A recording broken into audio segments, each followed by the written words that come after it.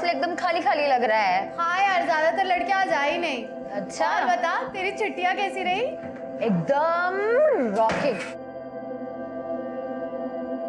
तुम लोग cigarette P रही थी? तो तुझे क्या लगा हम यहाँ पर अगरबत्ती जलाएंगे? Very funny. तुम लोग ना सुधरोगे नहीं। सुधरना तो तुझे आसमा, और तुझे सुधारने के लिए हमने एक प्लान बनाया है। अच्छा, क्या प्लान किया तुम लोग?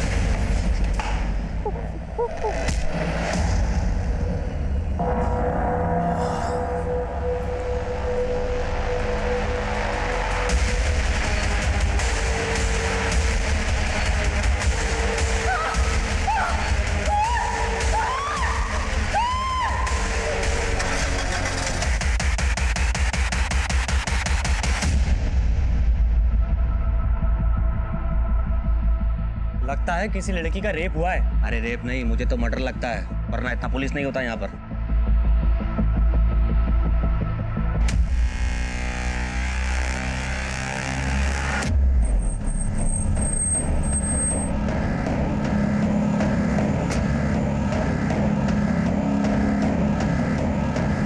जय हिंद सर, बहुत ब्रूटल मर्डर है सर।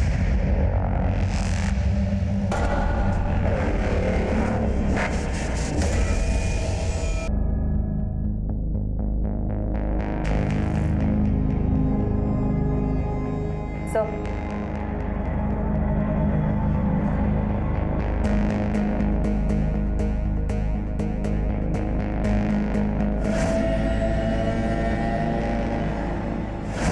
सर, इसके पैर पे छायापुरी भी लिखा है।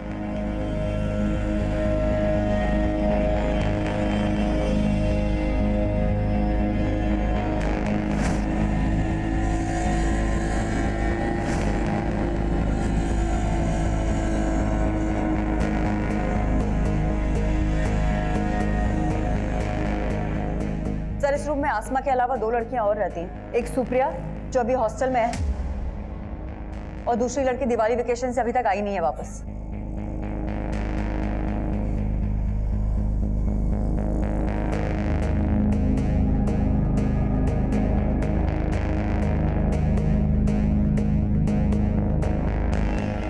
सर, इसी टेबल पर से हमें ये स्विच ऑफ मोबाइल भी मिला है। कस्टडी में लो। सुप्रिया, तुम आसमा की रूममेट, आसमा का बेड, तकिया सब कुछ खून से लथपथ है, और तुम कह रही हो तुम्हें कुछ नहीं पता? सर, मैं कुछ नहीं छुपा रही हूँ सर। मैं रात को रूम में नहीं थी, मैं अपने फ्रेंड्स के साथ उनके रूम में थी, और जब हम गए थे तो आसमा अकेली थी रूम में। देख आसमा, तुझे नहीं आना तो कोई बात नहीं, लेकिन दरवाजा अंदर से बंद मत करना। मैं रात को आऊंगी तो तेरी नींद डिस्टर्ब हो जाएगी। तो तुमने जानबूझ के आसमा को दरवाजा खुला रखने के लिए कहा था? हाँ, लेकिन मैं सच कह रही हूँ सर। मैं अपने फ्रेंड के साथ उनके रूम में थी, और उनसे बातें करते करते मैं सो गई, और जब सुबह उठी तो देखा।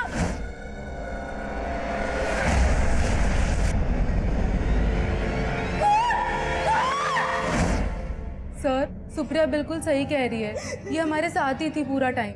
लेकिन यहाँ पे इतना सब कुछ हो गया। पहले आसमा पे हमला हुआ, फिर उसकी बॉडी को खींचकर बाथरूम तक ले जाया गया, और तुम लोग कह रहे हो कि तुमने कोई आवाज ही नहीं सुनी। रूम में पंखे की आवाज इतनी तेज थी, हमें सच में नहीं पता चला कि आसमा के साथ इतना सब कुछ हो गया।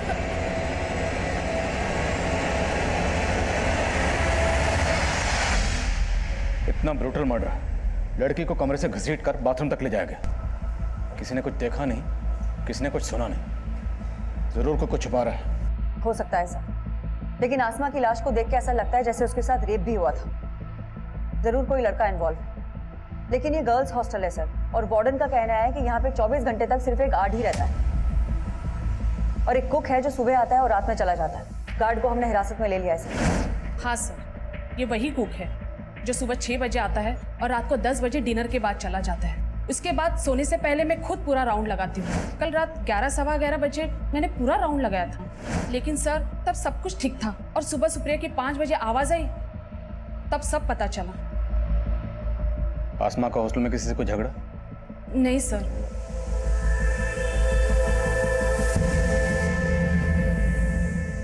कल शाम तक हॉस्टल में कोई भी लड़की नहीं थी सर, तो ये भी हो सकता है कि कोई पहले से ही हॉस्टल में जाके छुप गया हो, और जब कल लड़कियों ने ज्वाइन किया तो ये कांड करके भाग गया। पॉसिबल है। हम ये अज्यूम कर रहे हैं कि आसमा का पहले रेप हुआ फिर कत्ल हुआ। अब सच क्या है ये पोस्टमार्टम रिपोर्ट बताएगी। हॉस्टल का कोना कोना स्कैन करो और सबकी हैंडराइटिंग के सैंपल्स लो।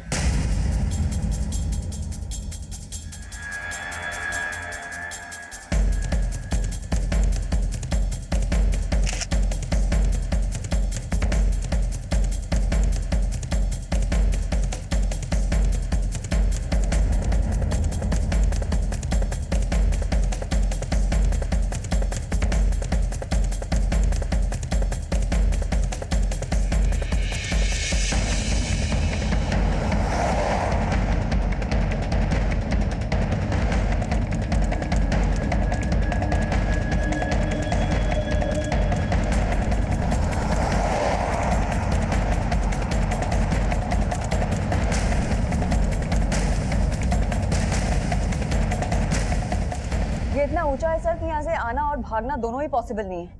देखो, अगर कोई सीढ़ियों से आया तो पक्का मेन गेट से एंट्री मारी होगी, मतलब गार्ड झूठ बोल रहा है। और अगर कोई यहाँ से आया तो फिर ये किसी पेशेवर मुजरिम का काम। सर यहाँ कहीं सीसीटीवी भी नहीं है, तो दोनों ही पॉसिबिलिटीज है। हॉस्टल के आसपास सबसे पता करो, जहाँ भी सीसीटीवी मिले उसे खंगालो, और हॉस्टल में जितने भी लोगों का आना जाना था एक एक की डिटेल निकालो।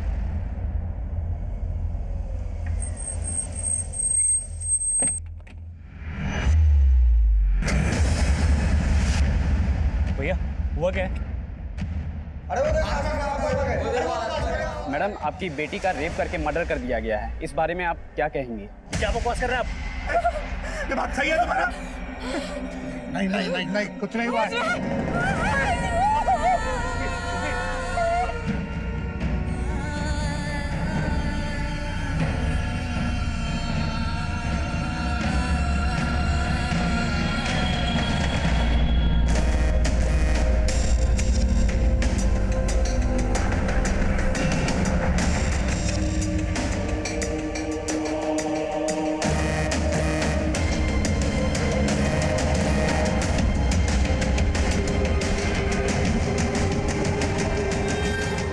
थर्ड फ्लोर पुलिस ने सील किया हुआ है।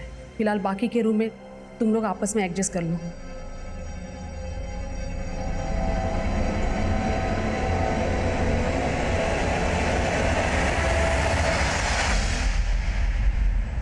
मैं ऐसे कैसे विश्वास कर लूं कि मेरी आसमा?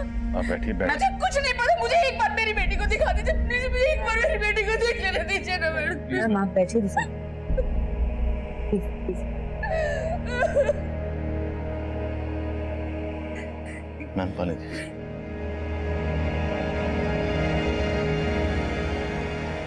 देखिए, आसमा की बॉडी को हमने पोस्टमार्टम के लिए भेजा है। मैं वो सब कुछ नहीं जानती, मुझे बस एक बार मेरी बेटी से मिल लेने दीजिए, एक बार। देखिए, मैं समझ सकता हूँ एक माँ के नाते ये वक्त आपके लिए आसान नहीं है, पर मैं आपको बताना चाहता हूँ कि आसमा की बॉडी की जो हालत है वो देखना आपके लिए और भी मुश्किल होगा।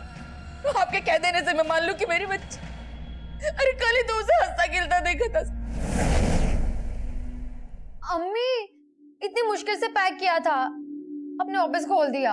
अरे ये देख, घर के बने लड्डू हैं, तूने रखना ही भूल गई थी। अब्बू आप इतने चुप चुप क्यों है? लगता अभी भी मुझसे नाराज है।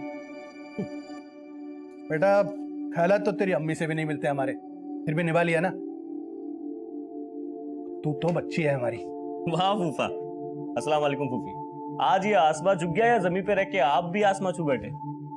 अफाक भाईजान, अफा की तरह जलना तो आपकी फितरत है ना?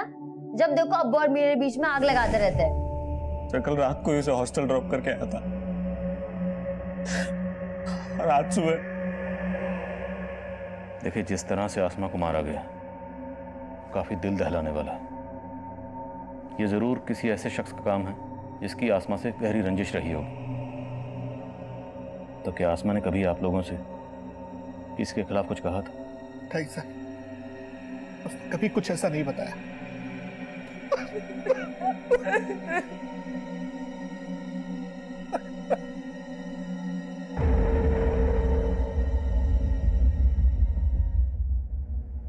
अच्छा सुन लो, आई होप तुम समझ गई हो कि मैं क्या कहना चाहती हूँ। Yes ma'am. डोंट वरी, मैं तुम्हारे साथ हूँ, मैं सब संभालूंगी। अच्छा अब तुम जाओ।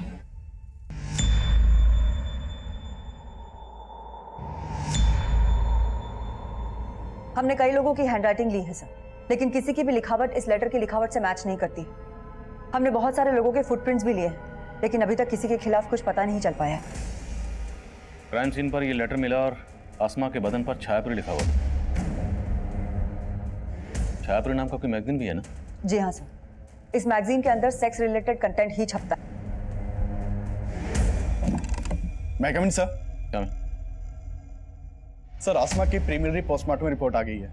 सर, रिपोर्ट के मुताबिक आसमा का रेप हुआ था और उसकी मौत सर पे चोट लगने की वजह से हुई थी।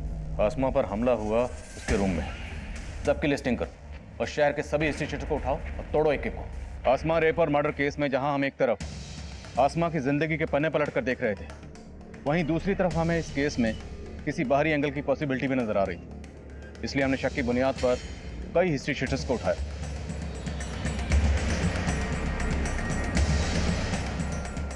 सबके डीएनए सैंपल्स, हैंडराइटिंग और फुटप्रिंट्स लिए गए।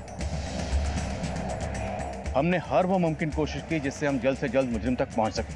हॉस्टल का गार्ड भी हमारा स्ट्रॉन्ग सस्पेक्ट। उससे सच उगलवाने के लिए हमने कई तरीके अपनाए। मैडम, मैंने कुछ नहीं किया। अब तू नहीं बचेगा। तेरा डीएनए टेस्ट लेंगे और 2 मिनट में पता चल जाएगा कि आसमा का मर्डर और रेप तू नहीं किया है। मैडम, मैं आपको सब कुछ बताना चाहता था, लेकिन वार्डन मैडम ने रिक्वेस्ट की थी कि मैं रमन भाई के बारे में आपको कुछ भी ना बताऊं। रमन कौन है? वार्डन मैडम का छोटा भाई। उनका अक्सर हॉस्टल में आना जाना है और वो कल रात भी आए थे। उनका हॉस्टल में दीप्ति नाम की एक लड़की से अफेयर है। रहता कहाँ है वो? मैं तो सिर्फ दीप्ति से मिलने गया था सर। सर, आसमा को तो मैं जानता ही नहीं हूँ। मैं कसम से बोल रहा हूँ, सच मैंने कुछ नहीं किया सर। अगर तुम्हारे भाई रमन ने कुछ नहीं किया तो गार्ड को उसका नाम लेने से मना क्यों किया? मैं डर गई थी मैडम, मैं अपने भाई के हरकतों से परेशान थी, लेकिन मेरा यकीन कीजिए उसने कुछ नहीं किया। आप चाहो तो वो दीप्ति से पूछिए, उसने कुछ नहीं किया। सर मेरा कोई अफेयर नहीं है रमन के साथ। वो मुझे परेशान कर रहा था सर। पहले उसने मुझे प्रपोज किया, मैंने मना किया तो वो मेरे पीछे ही पड़ गया सर। पिछले काफी दिनों से सर वो मुझे हरास कर रहा है।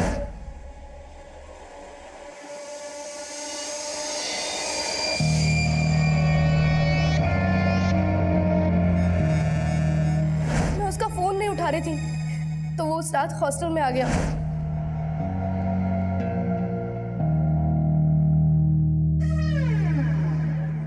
रमन, मैंने तुम्हें पहले भी कहा है मेरा पीछा छोड़ दो। ऐसे छोड़ दूं? प्यार करता हूँ ना मैं तुमसे। रमन, तुम यहाँ से जाते हो या मैं चिल्लाऊं?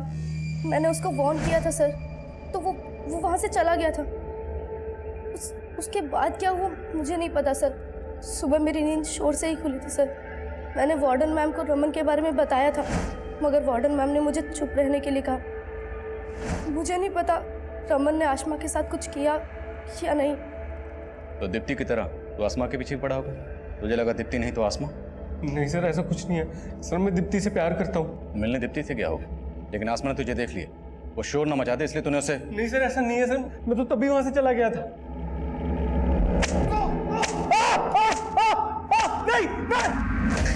अब मैं ऐसा नहीं करूँगा, मुझे माफ कर दो। ऐसे नहीं छोड़ूंगा तुझे। अरे साहब, छायापुरी मैगजीन तो हर नुक्कड़ और चौराहे पे बिकती है। अब एक ऐसा रेपिस्ट जो छायापुरी मैगजीन पढ़ता है, उसको ढूंढना तो समुद्र में सुई ढूंढने जैसा है। लेकिन ढूंढना तो पड़ेगा। ठीक है साहब, आप बोलते हो तो कोशिश करके देखता हूँ। हेलो, हाँ बोल। सर गार्ड और रमन दोनों वहीं अटके हैं, लेकिन उनके फुटप्रिंट का साइज क्राइम सीन पे मिले फुटप्रिंट के साइज से मैच करता है। मैंने दोनों के डीएनए सैंपल्स भी ले लिए हैं सर, लेकिन रिपोर्ट आने तक वेट करना पड़ेगा। ये दोनों इतनी आसानी से कुछ नहीं उगलने वाले। क्राइम सीन से हमें जो आसमा का फोन मिला था उसे अच्छे से स्कैन करो, उससे हमें कोई ना कोई क्लू जरूर मिलेगा। मैगविन सर। हमें सर हमने हॉस्टल के आसपास के सारे सीसीटीवी खंगाले। क्राइम वाले दिन हॉस्टल के पीछे की तरफ एक कार वहां के सीसीटीवी में कैप्चर हुई थी।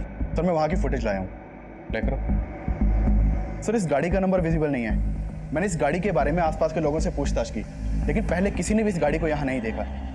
सर सस्पिशियस बात यह है, ये गाड़ी रात को 1 बजे यहाँ आई, इस गाड़ी में से कोई उतरा और फिर अर्ली मॉर्निंग वापस आया। जिस डायरेक्शन में ये गाड़ी गई है उस डायरेक्शन के सीसीटीवी खंगालो। हो सकता है वहाँ के किसी सीसीटीवी में इसका नंबर कैप्चर हुआ। Okay sir.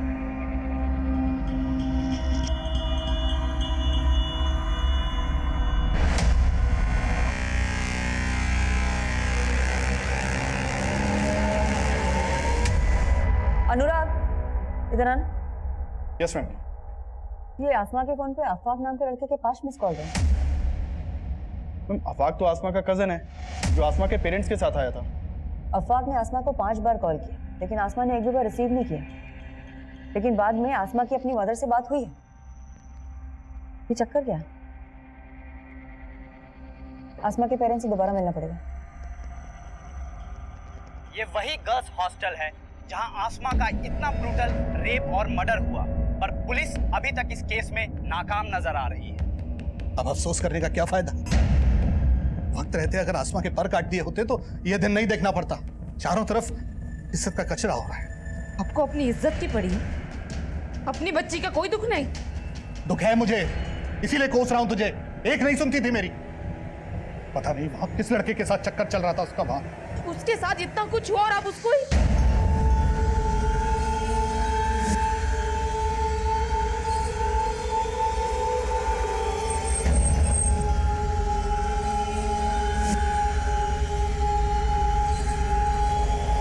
कहां जा रही हो तुम?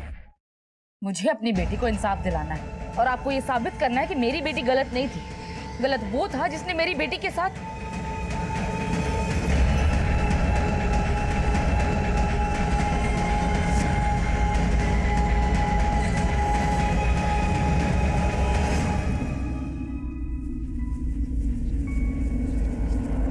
मैं आपसे अफवाक के बारे में बात करना चाहती हूँ। क्या आमना का और अफवाक का कोई इशू था?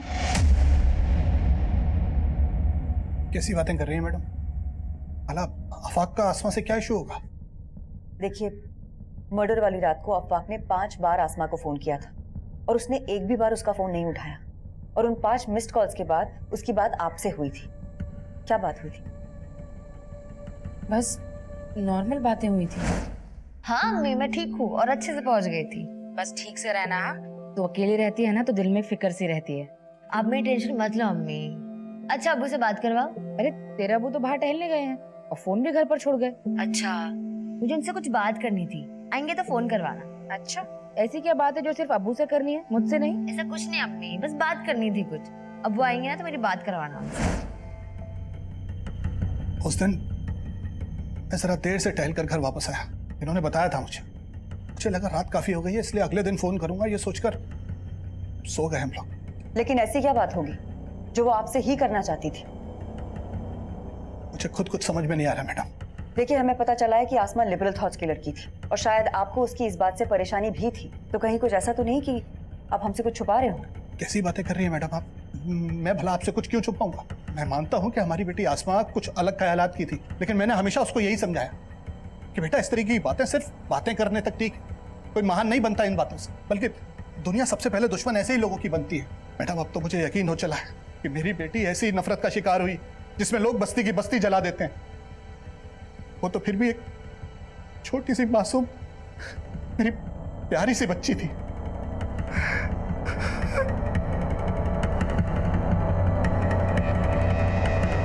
ठीक है मैं आता हूँ।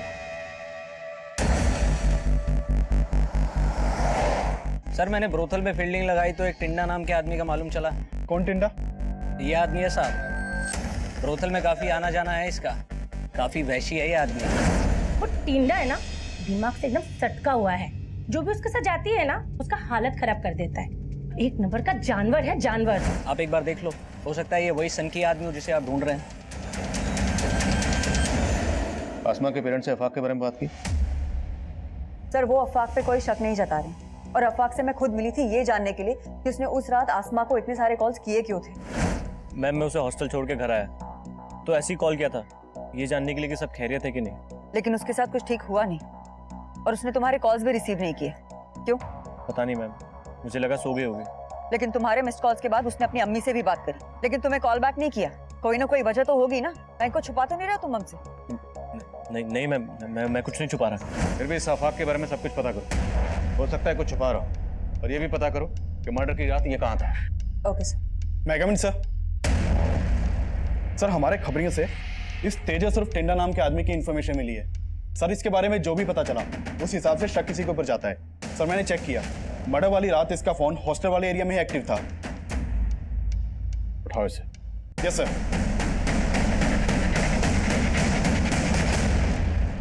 मुझे क्यों लाए साहब, मैंने कुछ नहीं किया। तू क्या कर सकता और क्या नहीं कर सकता सब पता लगा लिया हमने। आसमा के ऊपर बुरी नजर थी ना तेरी। साहब मैं किसी आसमा वासमा को नहीं जानता साहब, और उस रात तो मैं किसी और आइटम के साथ था। किसके साथ था? उमा साहब प्रोस्टिट्यूट है। मैं मानता हूँ साहब, मैं ऐसा ही हूँ, सिर्फ प्रोस्टिट्यूट्स के साथ ही सोता हूँ। लेकिन साहब आज तक मैंने कभी किसी आम लड़की के ऊपर बुरी नजर नहीं डाली साहब। टिंडा के पैर के साइज क्राइम सीन पर मिले फुटप्रिंट के साइज से मैच कर रहे हैं। लेकिन सर ये टिंडा बहुत मोटी चमड़ी का है, बहुत तोड़ा लेकिन फिर भी कुछ नहीं उगला। इस टिंडा का भी डीएनए और हैंडराइटिंग सैंपल लो। सर सर आज सुबह संत नगर पुलिस ने विक्रमपुर एरिया से एक अज्ञात गाड़ी जब्त की है। ये देखिए सर, ये विनय नाम के एक आदमी की गाड़ी है जो संत नगर में रहता है। सर उसने अपनी गाड़ी चोरी होने की कंप्लेन लिखवाई थी, और सर ये गाड़ी उसी शाम चोरी हुई है जिस रात आसमा का मर्डर हुआ है, और इस गाड़ी का कलर उस कार के कलर से मैच करता है जो गर्ल्स हॉस्टल के बैक साइड में देखी गई थी। ये गाड़ी चुराई गई संत नगर से, जो उस हॉस्टल से 7-8 किलोमीटर की दूरी पर है। तो कोई इतनी कम दूरी तय करके कार चुराने के बाद मर्डर करने क्यों आएगा? मेरा मतलब है चोरी की हुई कारें ज़्यादातर लूट और रॉबरी में इस्तेमाल होती या फिर लाश डंप करने के लिए। लेकिन यहाँ तो रात भर लाश भी उस हॉस्टल में थी और अगली सुबह तक ये कार भी वहीं थी। और अगर ये कत्ल इसी कार चुराने वाले ने किया है तो ये इतनी देर वहाँ क्यों रुकेगा? लेकिन सर हम किलर को सरफिरा भी तो समझ रहे हैं। हो सकता है ये चोर वही हो जिसे हम ढूंढ रहे हैं। ठीक है, संत नगर पुलिस के टच में रहो और पता करो कि कार चुराने वाला कौन हो सकता है, और हॉस्टल एरिया का डंप डाटा स्टडी करो। हो सकता है वहाँ से कोई सस्पिशियस नंबर सामने आए। यस। आपने अफाक को आसमा के साथ हॉस्टल क्यों भेजा था? अभी अचानक तुमने अजीब सा सवाल क्यों पूछा? सवाल तो ये है कि आसमा आपसे क्या बात करना चाहती थी जो उसने मुझे नहीं बताई, या आपने अफाक को कुछ बोला जो मुझे नहीं बताया? के लड़के का फोन हॉस्टल वाले एरिया में एक्टिव था, और ये अनिरुद्ध सुप्रिया के काफी टच में था। इस सुप्रिया पर मुझे शुरू से ही शक था। सुप्रिया और अनिरुद्ध दोनों को उठा के लो। सर मैं कम इन सर? हमें सर आसमा रेप और मर्डर केस में मीडिया ने हंगामा मचा रखा है सर। न्यूज आ रही है टीवी पे। चलो टीवी चला। हम पहले पुलिस पर भरोसा कर रहे थे, लेकिन अब हमारा भरोसा उन पर से उठ। लेकिन आपका पुलिस पर से भरोसा क्यों उठ गया? कि पुलिस मेरी बेटी के कातिल को बचा रही है। आसमा को न्याय दो! आसमा को न्याय दो! सर शर्मा आसमा को न्याय दो! न्याय दो! न्याय दो! आसमा को न्याय दो! न्याय दो! न्याय दो! We want justice! We want justice! आसमा को न्याय दो! न्याय दो! न्याय दो! We want justice! We want justice! आपको कोई गलतफहमी हुई है? कोई गलतफहमी नहीं हुई है मैडम। लेकिन आपको क्यों ऐसा लग रहा है कि हम किसी को बचा रहे हैं? आखिर वजह क्या है? आसमा का रेप और मर्डर शांतनु ने किया है। शांतनु? कौन शांतनु? आप उस बिजनेसमैन के बेटे शांतनु को बचा रहे हैं। शांतनु?